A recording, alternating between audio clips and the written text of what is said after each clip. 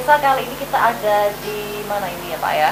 Di SLB Eka Mandiri Batu. Nah, kita ada di SLB Eka Mandiri Kota Batu. Dan kita kebetulan ada di galerinya ini ya? Galerinya SLB Eka Mandiri pemirsa ya. Dan pemirsa, kita akan mengambil sebuah topik yang luar biasa pemirsa. Ini ada mengenal pola pendidikan sekolah luar biasa pemirsa.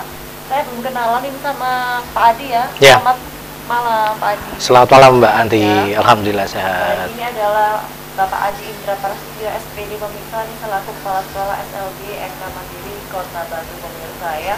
Ya pemirsa, untuk mengenyam pendidikan sekolah merupakan hak seluruh bangsa, tak terkecuali anak-anak yang lahir dengan kebutuhan yang khusus pemirsa. Nah, tentu sekolah untuk anak-anak yang berkebutuhan khusus memerlukan perhatian khusus dengan pola pendidikan yang berbeda pada umumnya pemirsa. Kita gak usah lama-lama lagi, udah gak sabar kepingin langsung bertanya dengan sekolahnya langsung, boleh Pak ya? Silakan Mbak Anti. Oke baik pemirsa, saya akan langsung bertanya ini Pak. Nah, sebelum membahas lebih dalam tentang topik pada malam hari ini Pak, kenapa sih kok sekolah ini dikatakan sebagai sekolah luar biasa Pak? Ya. Gini Mbak Anti, kenapa disebut dengan sekolah luar biasa? Karena yang ada di sini atau inputan atau muridnya atau siswanya itu adalah anak-anak yang sangat luar biasa. Anak-anak kita sebut anak berkebutuhan khusus dengan spektrum yang berbeda-beda, yang dulu kita sebut dengan istilah ketunaan atau mungkin cacat, sekarang lebih diperhalus, yaitu lebih anak berkebutuhan khusus. Lah, misalkan ada hambatan intelektual, lah itu berarti dia IQ-nya di bawah rata-rata. Terus hambatan pendengaran dan bicara itu kalau dulu disebut tunarungu, termasuk ada autis, termasuk juga hambatan penglihatan yang disebut tunanetra. Makanya disebut sekolah luar biasa seperti itu. Seperti juga penghuninya semuanya luar biasa di sini pemirsa ya. Baik, Pak Adi, ini kalau boleh tahu berarti yang dimaksud dengan anak berkebutuhan khusus itu yang seperti apa sih Pak Adi? Jadi anak berkebutuhan khusus ini sebenarnya anak-anak yang memang memiliki istilahnya keunikan. Kalau kita sebut keunikan atau kekhususan atau kita sebut juga keistimewaan Mbak Anti. Jadi kita nggak mau menyebutnya cacat lah, itu tidak memanusiakan manusia. Jadi kita menyebutnya anak ini adalah anak istimewa. Dengan anak-anak istimewa ini, kenapa mereka disebut istimewa? Karena ya tadi mereka punya kecenderungan ada kekurangan di salah satu fisik anggota tubuhnya, mungkin bisa juga lebih dari satu. Tapi di lain sisi mereka juga punya keahlian atau keunikan tersendiri dari minat dan bakatnya mereka. Seperti itu. Keahlian dan keunikan tersendiri yang ada di SLB Eka Mandiri ini kebanyakan apa ini Pak? Keunikannya dari kalau ciri khas kami, sekolah kami itu kita branding dengan sekolah vokasi, Mbak. Lah, sekolah vokasi otomatis anak-anak di dalamnya itu anak-anak yang memang diberi kemampuan, diberi life skill, hard skill untuk persiapan vokasi demi menuju kemandirian. Yaitu di sini ada badik. Nah, badik pun kita pilah-pilah, kita bagi-bagi sesuai dengan kemampuan anak-anak yang hebat tadi. Jadi ada batik tulis. Nah, batik tulis ini bisa dikerjakan oleh anak-anak tunarungu wicara. Nah, karena anak-anak secara intelektual tidak ada masalah. Kemudian ada batik jemputan. Batik ciprat ini dikerjakan semua anak, baik anak autis, kemudian anak hambatan intelektual atau tunagrahita, maupun anak-anak yang lainnya. Kemudian ada juga untuk batiknya yaitu ekoprint. Ekoprint juga kita ajarkan ke anak-anak karena bentuknya yang abstrak itu, jadi semua anak bisa mengerjakan pola batik tersebut. Kemudian untuk anak-anak yang di sisi lain tidak hanya batik kan Mbak ya, ada juga tata boga, kemudian ada juga pertanian, ada tata boga, batik, pertanian, kemudian ada juga desain dan sablon, kemudian ada menjahit, dan terakhir itu dry clean. Kita sebutnya untuk anak-anak yang memang tidak punya bakat khusus, dia dicuci sepatu, laundry maupun cuci motor. Nanti kita akan kulik di episode selanjutnya nanti ya Pak Adi ya. Nah, sekarang saya mau bertanya lagi nih Pak, berarti untuk tenaga pendidiknya juga memiliki keahlian tersendiri ya berarti ya Pak Adi ya? Betul, kalau untuk tenaga kependidikan hampir 80% tenaganya adalah dari guru lulusan pendidikan luar biasa atau PLB. Memang ada guru khusus untuk di sekolah luar biasa, tapi juga ada guru-guru keterampilan untuk menunjang dari sisi vokasinya. Kalau untuk guru keterampilan kebanyakan ngambil dari mana nih Pak Adi? Kalau guru keterampilan kami lebih membekali guru-guru yang memang PLB tadi itu Mbak. Guru-guru luar biasa yang ada di sini kita beri keterampilan tambahan. Sehingga selain dia atau guru-guru ini bisa ngajari anak-anak disabilitas di bidang akademiknya, tapi juga bisa ngajari di keterampilannya juga. Kalau untuk yang 80% tadi kan mengambil dari PLB. begitu. Betul. Ini kebanyakan dari mana? Yang lulusan? Kebanyakan dari lulusan Universitas Negeri Malang. Oke. Berapa tenaga pendidik ini Pak Adi? Semua jumlahnya ada 20 Mbak, termasuk kepala sekolah. Sempat nggak sih Pak Adi ketika proses belajar mengajar para guru-guru yang mengajar ini mungkin mengalami kendala atau mungkin sejenisnya ketika mereka mengajar begitu pada siswa didiknya? Ya, Seperti apa biasanya? pasti kalau kendala dimanapun pasti ada Mbak ya. Nggak mungkin tiba-tiba langsung bisa itu, pasti ada kendala. Dan itu memang kebetulan guru-guru kan memang sebelum melakukan pembelajaran ada namanya asesmen kan, asesmen awal untuk mengetahui karakteristik. Nah, jadi asesmen ini ada macam-macam. Ada asesmen kognitif untuk mengetahui kemampuan serta akademiknya. Ada asesmen non kognitif untuk mengetahui ya termasuk latar belakangnya, jenisnya, cara belajarnya anak-anak seperti apa. Itu dilakukan guru. Sehingga kesulitan yang memang dihadapi itu bisa diantisipasi, Mbak. Kalau untuk yang kognitif ini lebih ke apa nih Pak? Bedanya dengan yang kognitif dan non apa ini Pak? Kognitif ini lebih ke akademiknya. Misalkan literasi, numerasinya, itu kognitif. Nah, kalau untuk non-kognitif, itu lebih ke arah misalkan minat dan bakatnya. Itu seperti itu, Pak. Kalau di SLBK Mandiri ini, siswa-siswi didiknya lebih ke apa nih Pak, minat dan bakatnya?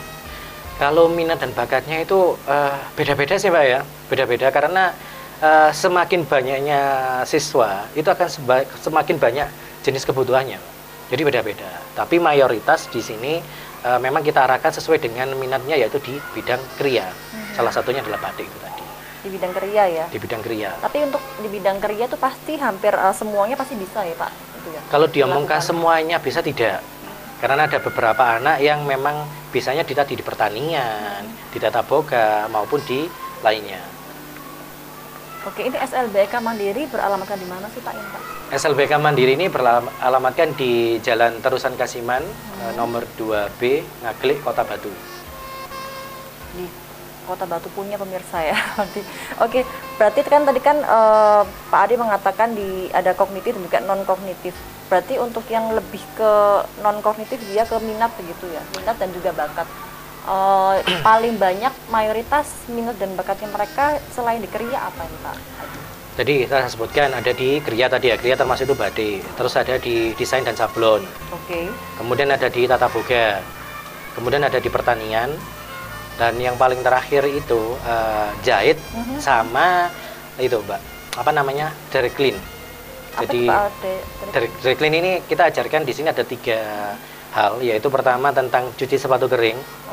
Nah, itu kan memang tidak membutuhkan pola pikir atau kemampuan daya pikir yang tinggi. Kemudian ada juga di cuci motor dan cuci karpet. Kita ajarkan juga Mbak, itu keterampilan sederhana tapi anak-anak sangat perlu. Kemudian ada juga di laundry. Nah, laundry ini kita ajarkan penggunaan mesin-mesin cuci yang siapa tahu ke depannya mereka bisa buka usaha laundry secara mandiri. Amin, mudah-mudahan pemirsa. Nah, tadi ada desain. Untuk desain berarti untuk dia yang apa ini, yang kalau desain itu bisa dikerjakan rata-rata hampir mayoritas ini ya. Itu anak-anak dengan kebutuhan khusus adalah tunarungu wicara.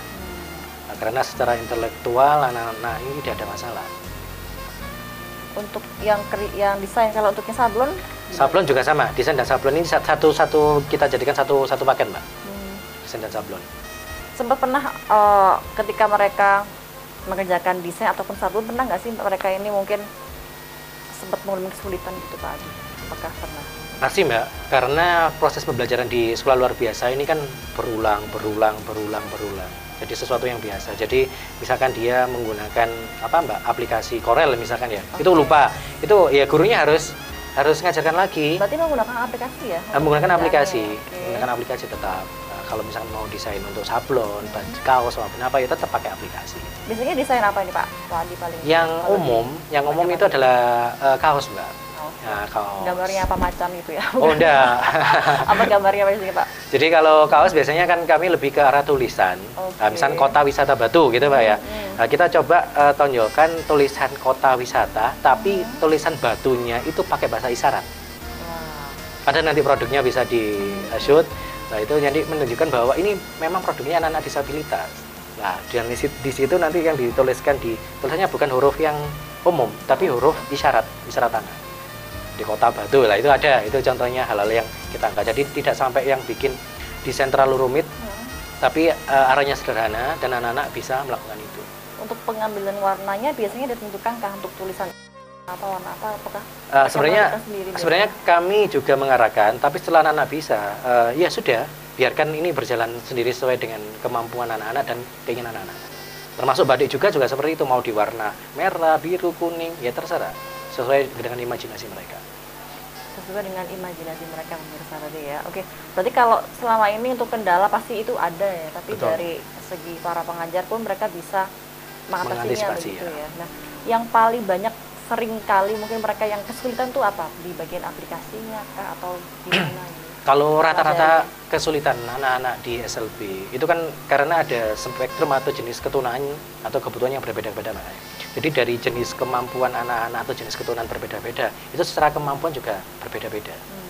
Jadi sebenarnya tidak hanya vokasi aja, tetap ada pembelajaran biasa seperti sekolah reguler, Mbak. Oke, Jadi tetap ada. Jadi nggak pure full vokasi, tapi ada jenjang di sini mulai SD, SMP, SMA. Jadi sama seperti sekolah reguler pada umumnya, ada jenjang SD, jenjang SMP, dan jenjang SMA. Oke. Ini mau ada yang lewat, Pak Adi ditahan dulu ya. Oh ya, silakan. Tetap dalam program acara Ngobrol-Ngobrol Santai, usai jeda, jangan kemana-mana pemirsa.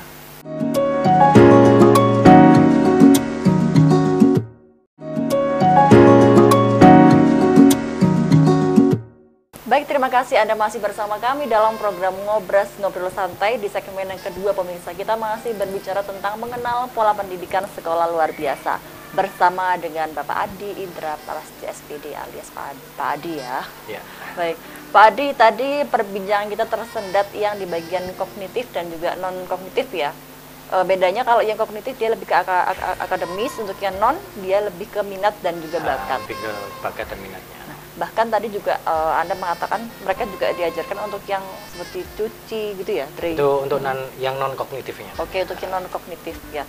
Itu biasanya untuk cuci apa Pak biasanya, kayak sepatu? Cuci sepatu, kemudian ada cuci motor. Oke. Sama cuci baju, kan ada laundry juga kan di sini, Mbak.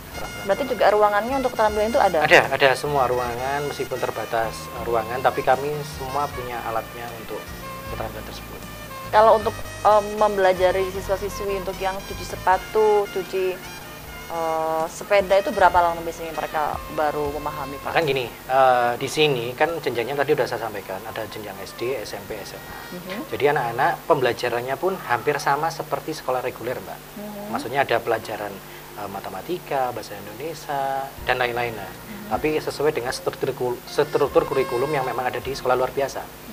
Nah, kemudian untuk anak-anak yang tadi misalkan belajar vokasi, nah itu dimulai keterampilannya itu dimulai jenjang SMP kelas 7. Oke, mulai kelas 7 mulai kelas 7 diajari untuk yang vokasi. Betul. Berarti untuk yang SD belum yang ada vokasi? SD belum, tapi arahnya tentang seni budaya yang kita ajarkan. Itu lebih banyak jamnya memang di struktur kurikulum seperti itu. Jadi untuk yang SMP, SMA, ini kalau SMP itu hampir 60%. 50%-60% itu jamnya untuk keterampilan. Yang SMA hampir 70%, hampir sama kayak SMK lah, kurang lebih seperti itu. Berarti untuk yang SD, SMP ataupun SMA dia tetap menerima mata pelajaran reguler seperti matematika, bahasa Indonesia itu tanpa semuanya ada berarti ya? Semua ada, Mbak. Semua ada. Tapi mungkin dengan cara pembelajaran yang tersendiri ya otomatis gitu ya? Cara pembelajarannya kan berbeda. Misalkan kalau anak tunarungu tidak mungkin dengan audio lebih ke arah visual. Jadi pembelajarannya ya pakai bahasa isyarat. Kemudian untuk tunanetra pembelajarannya ya pakai braille. Ya pakai bahasa pakai huruf braille itu. Kemudian untuk anak-anak yang lain yang mengikuti dengan kebutuhan yang ada di anak-anak tersebut. Baik, berarti untuk pendekatan tersendiri nih Pak Adi, untuk pola pendekatan terhadap anak berkebutuhan khusus itu biasanya seperti apa kalau di SLB di sini sendiri, Pak Adi? Kalau di SLB kami pola pendekatannya ya pola pendekatan seperti teman juga bisa, juga seperti orang tua dan anak. Itu yang kita lakukan karena untuk bisa mengenal anak-anak lebih jauh dan mereka mau mengikuti arahan kita, ya bagaimana mereka dibuat nyaman seperti kita adalah orang tuanya atau mungkin kita sebagai temannya. Itu yang pola kita tahu, sehingga anak-anak sampai hari ini nyaman belajar di SLBK Mandiri. Berarti melakukan pola pendekatannya satu persatu personal Satu persatu. Ya, atau kelompok gitu misalnya. Satu persatu. Jadi kami Gimana, Pak? jadi kami di sini membatasi jumlah siswa yang masuk, Mbak. Oke. Nah, jadi rasio yang kami jaga itu rata-rata satu guru megang 4 anak. Ketika gurunya di kelasnya lebih dari 4 anak, misalnya 5 anak, itu kami tambahi satu guru shadow, guru bayangan untuk membantu guru tersebut lebih memudahkan. Berarti nggak kelihatan dong gurunya. Kenapa? Berarti nggak kelihatan. Nah, istilahnya kalau di dunia pendidikan itu memang guru shadow, guru bayangan lah. Bukan berarti Maksudnya bayangan masa lalu. cadangan begitu. bukan guru cadangan. Jadi tetap membantu di dalam kelas. Cuman statusnya guru kelasnya ada satu aja. Tapi guru shadow ini membantu untuk memperlancar proses pembelajaran di dalam kelas. Itu kalau ada 5 siswa. Lebih dari 4. Lebih dari 4. Lebih dari 4 biasanya sampai berapa Pak paling banyak? Paling banyak di sini itu 7. Itu jenjang SMP SMA. Tapi normalnya saat kalau di kan gini, ada rasio yang memang kalau di SLB, kalau untuk jenjang SD, satu guru itu maksimal 5 anak. Iya. Nah, kalau di SMP di SMA, satu guru itu maksimal 8 anak. Tapi kalau kami membuat pola sendiri di sekolah biar hasil belajarnya anak-anak ini lebih terlihat dan ada hasilnya. Makanya kami atur dengan rasio 1 berbanding 4. Satu guru, 4 siswa tadi. Kalau yang di SMP ini kan tadi kan Pak Adi mengatakan 8 anak. Kalau yang di SLB Eka Mandiri juga sama, sekitar 4. 8 ya? Rata-rata 4 ya? Iya, satu guru pegang 4 anak. Biar lebih maksimal begitu ya untuk belajarnya begitu ya. Nah, berarti kan satu guru megang 4 siswa-siswi luar biasa ini ya Pak. Ketika itu pendekatannya berapa lama sih misalnya per personel begitu? Kalau masalah pendekatan itu tergantung dengan kondisi anak, Mbak. Nggak bisa disamakan. Apakah anak satu dengan anak yang lainnya ini bisa, oh ini pendekatannya cukup 1 bulan aja, ini 1,5 bulan aja, semua satu enggak. Bahkan ada misalkan kita ngomong tentang anak autis ya, anak autis, ada anak autis itu selama 3 bulan sekolah itu masih butuh proses untuk mengenal guru. Nah, dia masih dilatih untuk duduk saja, itu butuh waktu kurang lebih sampai 3 bulan. Setelah itu baru diajari hal yang lain. Nah, jadi tidak bisa disamakan antara anak satu dengan anak yang lainnya, tergantung kondisi masing-masing anak tadi. Berarti juga misalnya dalam satu kelas itu ada 4 siswa atau siswi begitu juga mereka sudah mengenal ya, saling teman, sudah saling mengenal ya, Pak kalau Adi ya. saling mengenal mereka. Ya, tapi ada juga yang tidak saling mengenal, tidak saling.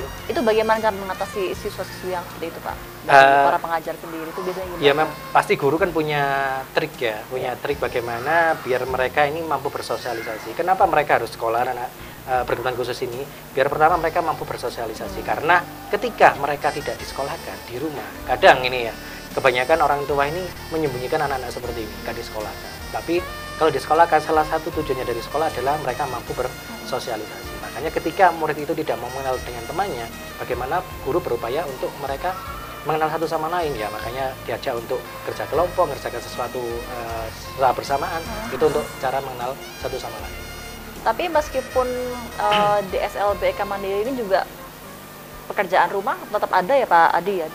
Kalau pekerjaan rumah diberi PR gitu di rumah ini untuk apakah juga? Kalau kami jarang memberikan PR sih, Mbak. Okay. Kami jarang memberikan PR, tapi untuk jenjang yang SMA itu baru ada tugas lainnya.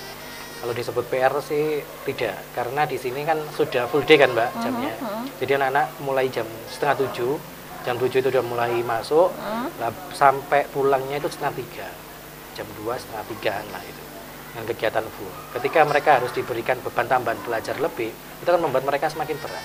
Kita membuat suasana belajar ini menjadi angel lah, Pak, utama biar anak-anak ini nyaman. Mau sekolah aja itu udah sangat luar biasa mereka. Pagi setengah 7 tiap udah di sini begitu ya Pak Adi? Jam 7 kurang seperempat udah kita masukkan. Jadi kami punya kegiatan-kegiatan pembiasaan mulai jam 7 itu, Mbak ya. Okay. Setengah 7, jam 7 ada kegiatan pembiasaan mulai mengenal lagu-lagu tanah air, terus senam bersama, terus ngaji bersama, kemudian sholat duha maupun yang lainnya. Berarti juga masih ada kegiatan agamisnya begitu ya? Ada, Mbak, itu pasti. Okay. Itu biasanya dilakukan setiap hari apa seperti kayak senam bersama, upacara? Jadi jadwalnya beda-beda. Kalau Senin itu upacara, itu biasanya minggu ke-1 dan minggu ke-3. Terus Senin minggu ke-2 dan minggu ke-4, biasanya itu anak-anak diajarkan untuk mengenal lagu-lagu nasional. Nah, kemudian di hari Selasa itu literasi. bagaimana hal-hal yang sekarang lagi hits gitu ya, atau lagi booming itu kita sampaikan ke anak-anak. Misalkan masalah di Batu, masalah sampah, bagaimana pilah sampah dan lain-lain, kita ajarkan melalui literasi tersebut. Kemudian hari Rabu kita ada kegiatan senam bersama. Hari pagi itu anak-anak sebelum masuk kelas itu senam bersama. Kemudian hari Kamis itu ada MTQ, jadi BTQ lah kita istilahnya, baca tulis Quran dan kitab, Alkitab itu. Jadi anak-anak yang non-Islam itu memang belajar Injil, kan ada yang Kristen yang di sini. Kemudian anak yang Muslim itu belajar ngaji di masing-masing guru kelasnya. Kemudian hari Jumat itu ada sholat duha berjamaah. Nah itu sholat duha itu setiap pagi hari Jumat itu anak-anak wajib sholat duha. Kemudian untuk pembiasaan sholat duhur itu setiap hari, Senin sampai hari Jumat itu sholat duhur berjamaah. Termasuk kalau laki-laki sholat Jumat berjamaah di masjid di sebelah sekolah. Oke, berarti ini sudah ada jadwalnya masing-masing. Ada jadwalnya masing-masing. Kalau Senin kan lagu nostalgia bukan? Lagu-lagu kebangsaan ya. Berarti mereka juga agar hafal juga dengan lagu-lagu nasional, maksudnya begitu ya. Setidaknya mengenal dulu, baru mereka menghafalkan. Ini baik untuk yang SD, SMP, SMA? Sama. Kita berlakukan sama. Nah, biasanya kalau untuk yang ke lagu-lagu nasional mereka hafalnya berapa lama sih Pak ketika yang siswa-siswi yang baru masuk di SMP? Bisa sampai 1 bulan, kan karena itu seminggu satu kali kan Mbak ya, seminggu 1 kali, bisa 1 bulan 1 lagu. Itu pun secara lirik kadang masih hafal di bagian depan atau mungkin di refnya aja. Nah, tapi setidaknya mereka tahu, meskipun masih salah-salah. Tapi dari SLBK sendiri ini apakah mungkin ada reward bagi siswa-siswi yang mungkin mereka udah hafal lagu-lagu bangsaan nih, ada nggak sih kayak hadiah kecil untuk mereka yang kalau reward kami biasanya pemberian penghargaan atau apresiasinya melalui pujian. Bahkan memang anak-anak yang memang layak untuk ditampilkan di depan setiap ada event panggung dari pemerintahan maupun dari acara sekolah sendiri, itu anak-anak ditampilkan untuk berani tampil. Gitu, biasanya kebanyakan pada event-event apa itu Pak? Kalau event-event yang sering ya itu event-event dari pemerintah, kita diundang untuk mengisi acara event pemerintah. Besok ini juga ada, kita disuruh ngisi nari Mbak, ngisi tari tradisional untuk membuka acara tersebut. Kapan hari dengan OJK, kami juga diundang untuk menyanyi dan nari juga di acara inklusi keuangan. Ini tari tradisional ini nanti yang mempersembahkan dari siswa-siswa SD, SMP apa SMP? Campuran. Campur. Dari SMP, SMA, kadang SD, tergantung anak-anak ini mampu apa enggak. Yang uniknya untuk tari ini yang menarikan bukan anak yang bisa mendengar, tapi anak yang tidak bisa mendengar. Wah.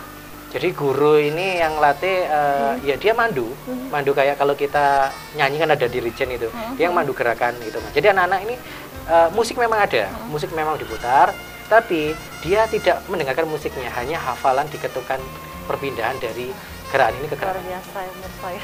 Ini mau ada yang lewat ini Pak Adi, tetap dalam program acara Ngobrol Sambil Santai. Saya jeda, jangan kemana-mana pemirsa Dharma TV.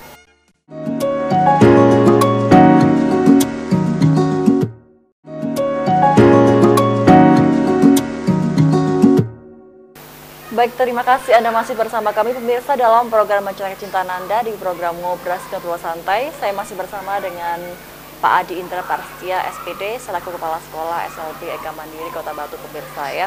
Nah, berarti ini sudah banyak sekali event yang menanti para putra-putri di SLB Eka Mandiri ini Pak Adi ya. Yeah.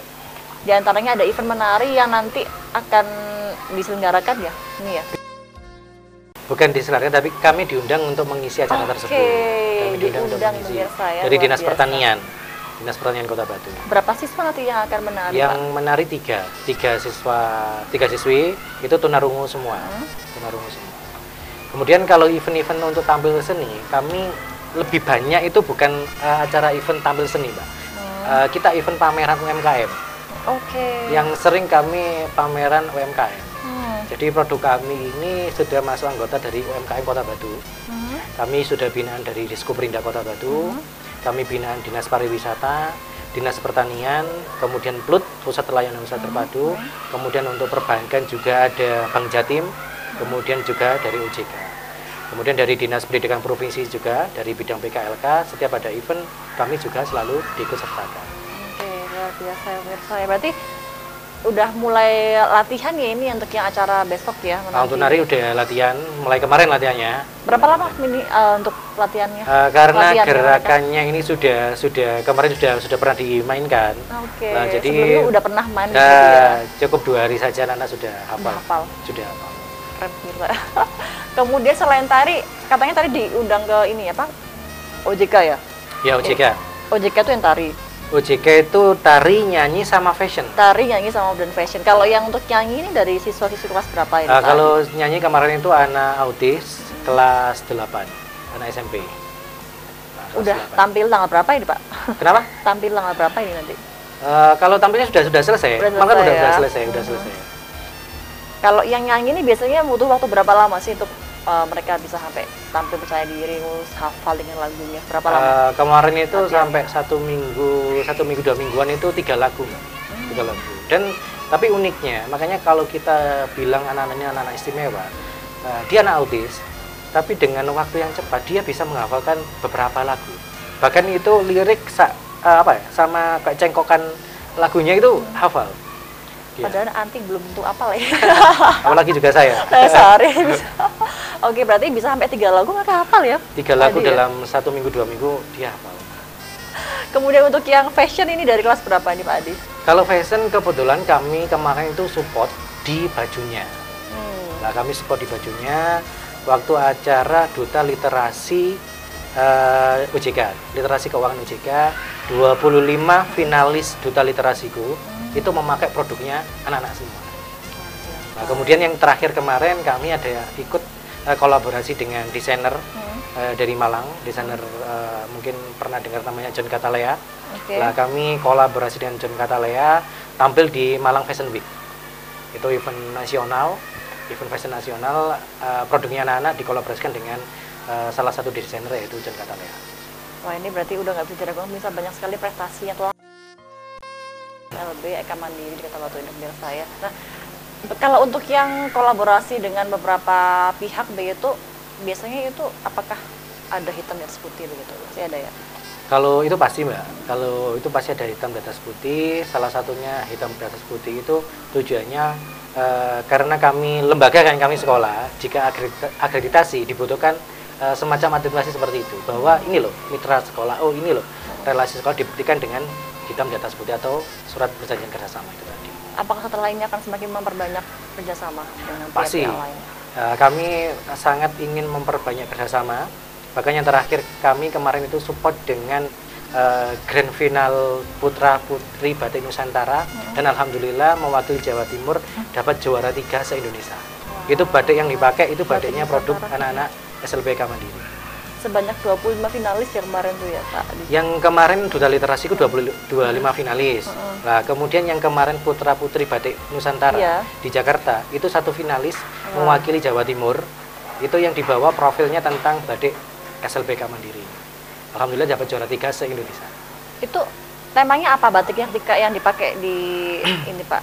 Batik Nusantara itu, tema batiknya apa yang putra putri batik Nusantara? Kemarin tetap batik tulis, memang kan itu hari batik kan memang dalam menyongsong hari batik, jadi batik tulis, batik yang kami bawa itu batik tentang Kota Batu. Jadi ada apelnya, ada gambar apel sama gambar naga. Nah, kenapa ada apel sama naga? Naga. Apa? Nah, naga sendiri itu kenapa kok ada apel sama naga? Naga sendiri menunjukkan bahwa tahun 2024 kan tahun naga kayu. Lah apel sendiri itu menunjukkan Kota Batu, identitas Kota Batu. Nah, harapannya di tahun 2024 itu menjadi tahunnya Kota Batu. Itu ceritanya dari Batu itu kemarin seperti itu. Begitu ya, kemarin seperti itu. Oke, berarti ini sebetulnya untuk perbedaan sendiri Pak Adi, untuk perbedaan yang mendasari untuk yang diajarkan jika dibandingkan dengan sekolah pada umumnya itu apa perbedaannya? Perbedaannya hanya pada anaknya sebenarnya, anaknya dan struktur kurikulum. Struktur kurikulum ini capaian pembelajarannya Mbak. Kalau kita melihat anak-anak disabilitas ini, kalau kita melihat struktur kurikulumnya, istilahnya sekarang namanya capaian pembelajaran di kurikulum Merdeka ini, itu hampir semua anak-anak itu yang ada di SLB dianggap mereka berkebutuhan khusus hambatan intelektual, sehingga guru dan sekolah ini berusaha bagaimana kebutuhan anak-anak di bidang akademiknya juga terlayani. Nah, jadi memang ada anak tunarungu kan, setelah intelektual tidak ada masalah. Tapi kalau menganut dengan CP yang dari pemerintah, nah itu kan terlalu rendah buat anak-anak tersebut. Karena anak-anak tunarungu, anak tunanetra ataupun anak tunadaksa dengan tidak disertai hambatan intelektual, mereka bisa lanjut kuliah loh, Mbak. Mereka bisa lanjut kuliah. Jadi kami di sini kami bekali dengan dua pilihan. Kalau memang anak-anak yang secara intelektual tidak ada masalah, memang kami arahkan mereka untuk siap melanjutkan ke perguruan lebih tinggi. Itu biasanya untuk yang dari tuna apa tuh Pak? Untuk tunarungu, tunarungu wicara, kemudian tunadaksa, nah, sama tunanetra. Nah itu, tapi syaratnya tidak disertai hambatan intelektual ya. Maksudnya secara IQ mereka normal. Nah itu bisa melanjutkan ke jenjang yang lebih tinggi, yaitu perguruan tinggi. Tapi mereka juga kami beri pilihan, apakah secara finansial ini mampu untuk melanjutkan kuliah? Kalau tidak, kami siapkan ke bidang vokasi. Harapannya setelah anak-anak ini lulus, mereka bisa berkarya sendiri, bekerja sendiri, membuat usaha sendiri, atau mungkin bisa balik ke sekolah, masuk ke unit usahanya sekolah. Kami punya unit usaha sekolah yang dibangun oleh sekolah dengan didanai, tidak menggunakan dana pemerintah ya. Ini uang sekolah sendiri, permodalan sendiri. Waktu itu dengan namanya Unik EM. Unik EM, Unik Eka Mandiri. Nah, itu sudah mempekerjakan 3 alumni, Mbak. 3 alumni yang lulusan SMA. Ya lulusan SMA, mereka kembali ke sini, statusnya bukan menjadi siswa lagi, tapi menjadi salah satu pegawai di Unik ya. Nah, itu makanya bekal-bekal yang kami berikan ke anak-anak, karena siapa ya harus yang memikirkan anak-anak setelah lulus kalau mereka tidak dibekali untuk kesiapan kemandiriannya. Nah, berarti apabila mereka akhirnya memutuskan untuk melanjutkan ke jenjang yang lebih tinggi, semisal kuliah begitu, tetap itu pertimbangannya juga diinfo kepada orang tua ya? Tetap, makanya ada namanya asesmen kan Mbak. Asesmen ini kami juga melibatkan orang tua untuk mendapatkan sumber-sumber. Sumber-sumber bagaimana secara finansial ataupun yang lainnya, biar anak-anak ini memang mampu untuk melanjutkan pendidikan yang lebih tinggi, memang kalau orang tua sangat mendukung dari sisi tersebut. Kalau tidak, kami bekali dengan keterampilan kemandirian yaitu vokasi. Kira-kira berapa persentasenya Pak untuk para siswa-siswi yang lulusan SLBK Mandiri yang mereka melanjutkan ke jenjang kuliah? Berapa? Jadi gini, dalam 1 tahun ajaran, yang lulus kelas 12 ya, itu paling cuma 4 atau 5. Karena nanti saya sampaikan, rasionya kan 1:4. Nah jadi, dari 4 anak tersebut, kadang yang kuliah cuma 1. Karena kembali lagi, masalahnya bukan hanya intelektualnya, masalahnya juga di finansialnya. Oke, berarti bisa setahun bisa 4 atau 5 ya? Yang lulus. Tapi yang ada yang kuliah kadang 1, kadang tidak ada sama sekali, dan mereka lanjut bekerja. Nah, ketika mereka akhirnya memutuskan menuju ke unit EM begitu ya, mungkin bekerja di SLBK Mandiri ini, mungkin ada persyaratan khusus Pak biasanya untuk mereka yang ingin kerja di UTM? Persyaratan khusus, jadi pasti ada Mbak. Jadi persyaratan khusus ini sesuai kemampuan yang sesuai hal yang dimiliki, produk-produk yang dimiliki Unik EM ini tadi. Misalkan dia mampunya di badik, kebetulan 4 anak ini yang kita terima tadi itu, yang 3 pintar di badik, yang 1 pintar di tata boga. Nah yang 1 ini kuliah juga, lulusan D3 tata boga. Kemudian setelah lulus dia bekerja di sini untuk membantu mengajari membuat produk-produk olahan makanan. Nah, ini yang tata boga, yang ini yang ini tunarungu? Tunarungu. Okay. 4-4-nya ini tunarungu semua Mbak. 4-4-nya tunarungu. Kalau yang lain kayak lulusan tahun kemarin mereka lulus langsung bekerja. Kan kami ada program magang. Jadi di kelas 12 ada program magang untuk anak-anak kelas 12. Di semester 1 itu magang 1 bulan, di semester 2 magang 3 bulan. Nah, beberapa anak yang magang, alhamdulillah langsung diterima kerja di tempat magang.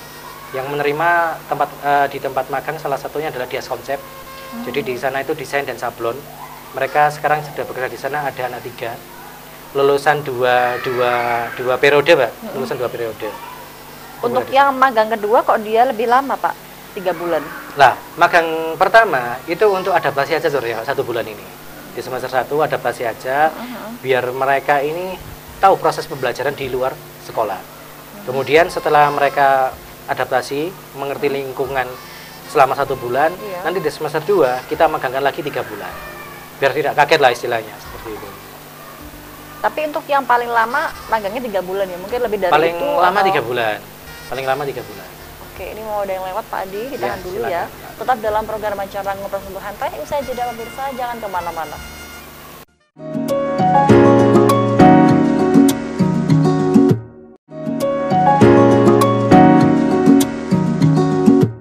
Ya, terima kasih Anda masih bersama kami pemirsa. Saya mau lanjut ngobrol lagi sama Pak Adi pemirsa ya. Nah, kalau untuk yang huruf braille ini untuk yang tuna apa ini Pak? Tuna Huruf braille.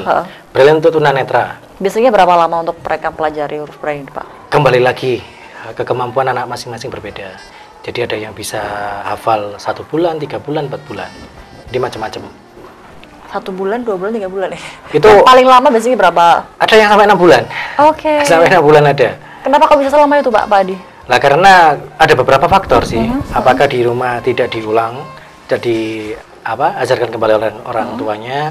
Kemudian dari sisi anak kemampuan daya ingatnya itu kecil atau tidak istilahnya tidak normal lah setelah intelektualnya atau kurang IQ-nya, sehingga kan hal tersebut harus terus berulang untuk menghafal. Ketika itu dilupakan, mereka akan lupa lagi. Oke, berarti ini juga dari pihak SLBK Mandiri juga seringkali mengingatkan kepada para orang tua untuk tetap mengajarkan di rumah begitu ya? Tetap, kami selalu bekerja sama orang tua karena kami selalu sampaikan ke orang tua, fungsi sekolah ini hanya membantu. Pendidikan lebih banyak itu harus dilakukan di lingkungan keluarga, sehingga keterlibatan orang tua itu pasti sangat dibutuhkan. Tapi biasanya setelah mereka lulus dari sini, yang dari yang tadi sampai 6 bulan tuh dia paham ya akhirnya dengan huruf braille itu ya maksudnya? Paham. Ketika mereka lulus. Paham braille secara umum kan Mbak. Jadi braille secara umum ini maksudnya huruf dan kalimat-kalimat yang secara umum. Nah, karena braille kan diraba kan Mbak.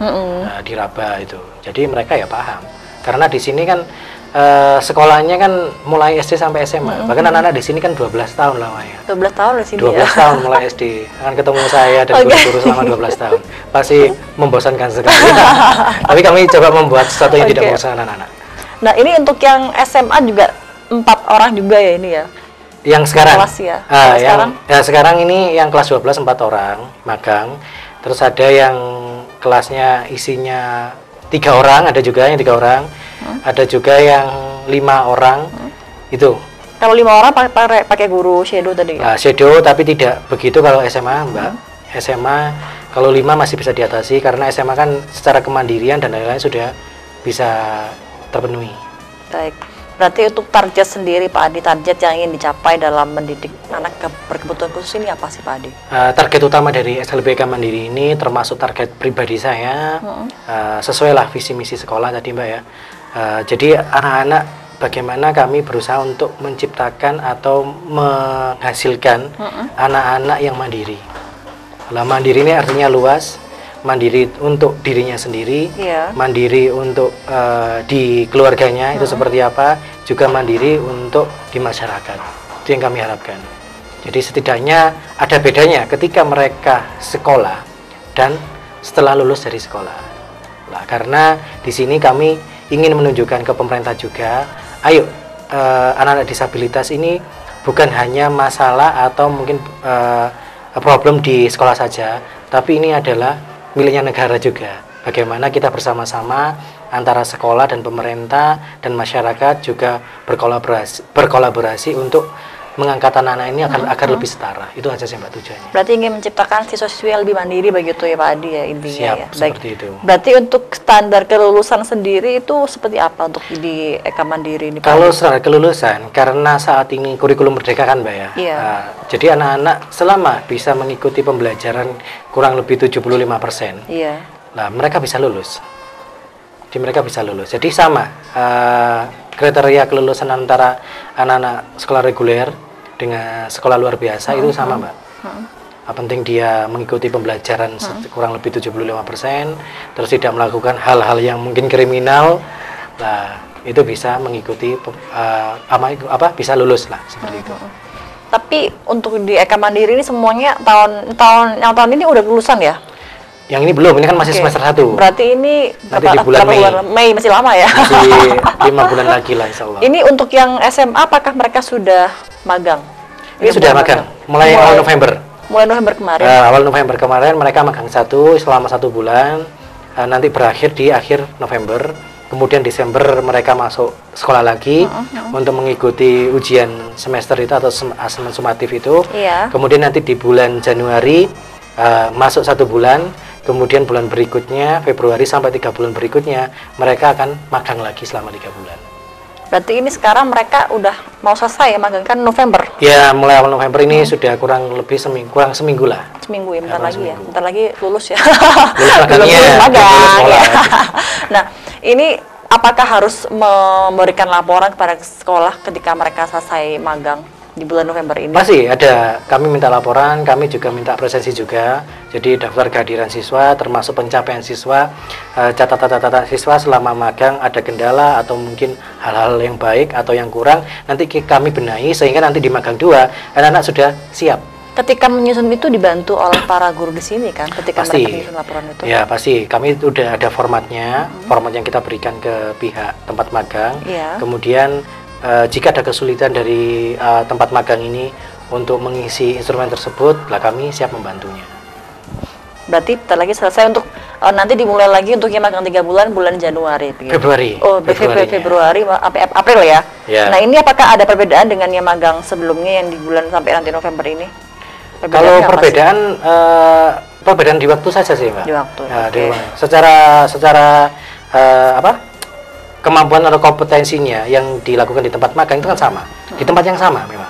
Jadi kami tidak memindah tempat, tapi di tempat yang sama. Misalkan yang di tempat kayak dia konsep itu sablon ya dia tetap di sablon, tapi nanti mungkin di bagian-bagian tertentu akan dipindah oleh pihak tempat magang. Misalkan saat ini dia bagian untuk bikin film atau screen filmnya itu. Iya. Kemudian mungkin seminggu berikutnya diajari untuk di langsung sablonnya dan lain-lain. Tapi jika siswa-siswi itu ingin pindah ke tempat lain, apakah diperbolehkan Pak Adi?